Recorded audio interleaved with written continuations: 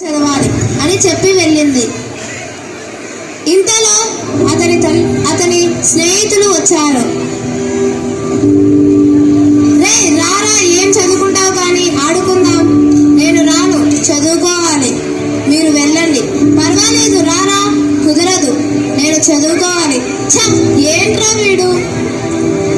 ఇంతలో తండ్రి కుమారుని దగ్గరికి వచ్చి, నేను నా కొడుకుకి మొబైల్ ఫోన్ ఇస్తే మరింత బాగా చదువుకుంటాడు అని మొబైల్ ఫోన్ ఇస్తాడు.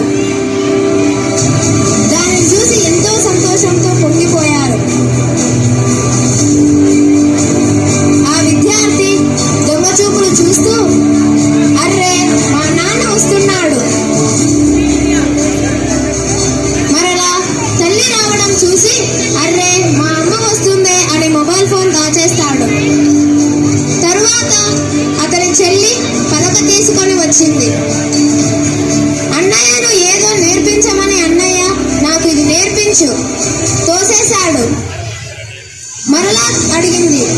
స్లేట్ లాగి పడేశాడు. ఇంతలో మరలా అతని స్నేహితులు మొబైల్ ఫోన్తో వచ్చారు. ఆడుకుందాం రారా మొబైల్ ఫోన్తో. ఓకే పదండి. వాళ్ళ మొబైల్ ఫోన్లో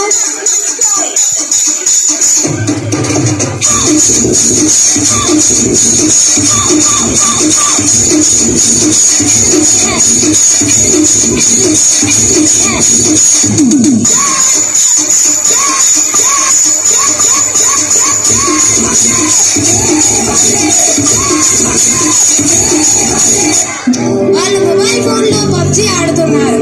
పబ్జీ ఆటలు ఆడి ఆడి మైండ్ బ్లాక్ అయిపోయింది. ఇంతలో పబ్జీ ఆడుతూనే ఉన్నారు.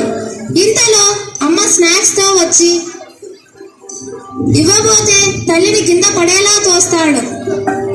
స్నేహితులు భయంతో పారిపోయారు. ఇదంతా చూస్తున్న తండ్రి అక్కడకు వచ్చి ఆమెను లేపి కూర్చోబెట్టాడు. తరువాత కుమారుని వద్దకు వెళ్ళి మొబైల్ లాక్కున్నాడు.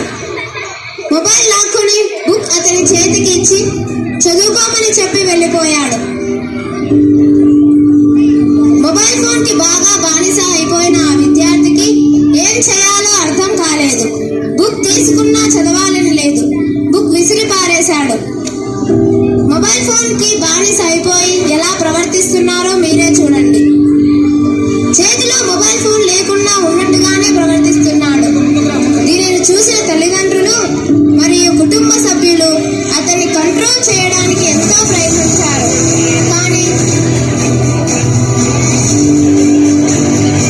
కానీ కుదరలేదు.